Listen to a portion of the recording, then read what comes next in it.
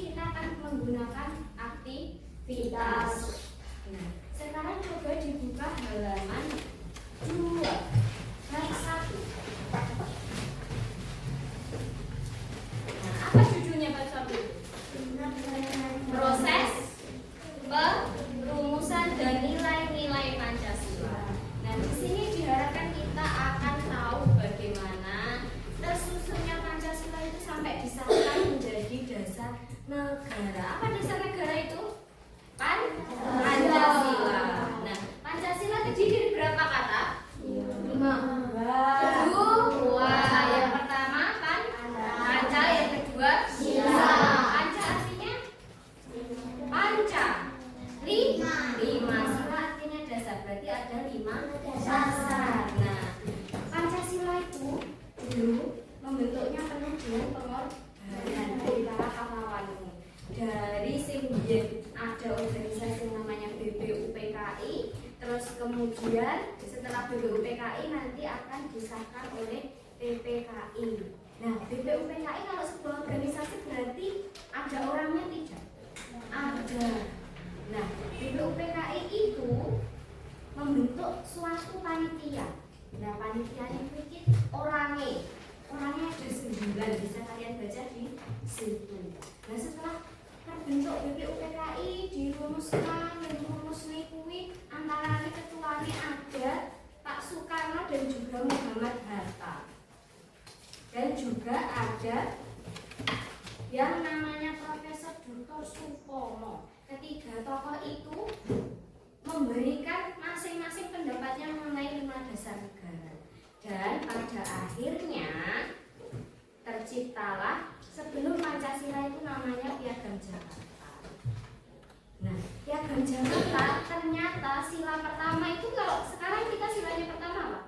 Ketuhanan yang Maha Esa. Nah, dulu itu ketuhanan dengan kewajiban menjalankan syariat Islam bagi pemeluknya. Padahal Indonesia tidak hanya terdiri dari umat yang beragama Islam. Nah, untuk mengganti itu disesuaikan dengan kondisi kita di negara Indonesia, akhirnya dibentuk PPKI dan disahkan sila pertama bunyinya ketuhanan yang Maha Esa. Nah, untuk Pancasila itu lambangnya apa? Kira-kira setiap kelas ada, nek omah di ono, lambangnya burung apa? Burung Garuda.